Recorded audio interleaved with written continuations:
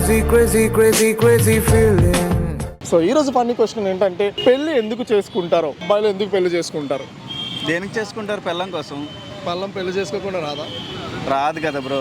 ఇప్పుడు డైరెక్ట్గా వచ్చింది ఒకటి, లేదంటే అఫీషియల్గా వచ్చింది ఒకటి. ఇప్పుడు మనం పెళ్లి చేసుకుని వచ్చామనుకో, మన పనులు అన్నీ చేసే ఉంటుంది ఇంట్లో.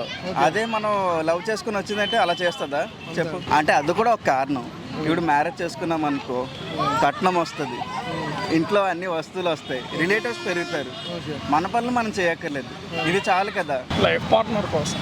లైఫ్ పార్ట్నర్ పెళ్లి చేసుకుంటేనే దొరుకుతారట, ఇంకా వేరే కారణం ఏం దొరకదు. జనరేషన్స్ పెంచాలి కదా బ్రో. జనరేషన్స్ పెంచాలంటే పెళ్ళమే ఉండాలి బ్రో. పెళ్ళి ఎందుకు చేసుకుంటాం? దోలు తీర్చుకోవడానికి చేసుకుంటాం భయ్యా. అంతే అంటావు, ఇంకే కారణాలు ఉండవు? ఎందుకుండో మన కష్టపడింది అంతా పెట్టాలి, మంచిగా చూడాలి, అంతా చూడాలి. చాలా కష్టమైన పనే. హ్యాపీగా బ్యాచులర్ లైఫ్ ఎవ్వరిగా ఉండకూడదు, వాళ్ళకి అదే ఉండాలి.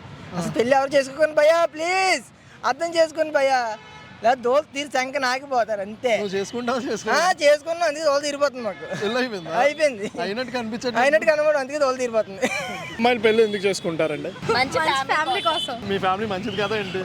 మాకు వచ్చే ఫ్యామిలీ కూడా మంచిదై అంటే ఉండాలి కదా. ఎట్లాంటి ఫ్యామిలీ కావాలని కోరుకుంటున్నావు? మా ఇంట్లో మమ్మల్ని ఎలా చూసుకుంటారో మేము వెళ్ళే ఇంట్లో కూడా అలాగే చూసుకోలేదు. ఎలా తెలుస్తుంది నీకు వెళ్ళిన ఇంట్లో బాగా చూసుకుంటారని?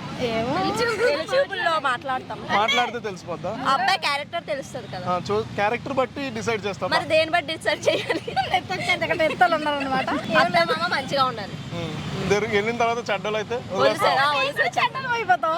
అబ్బాయిని వదిలేస్తావా? అత్తమామలు వదిలేస్తాం. అప్పుడు బట్టి మన రికార్డులు కరెక్షన్ చేయడం.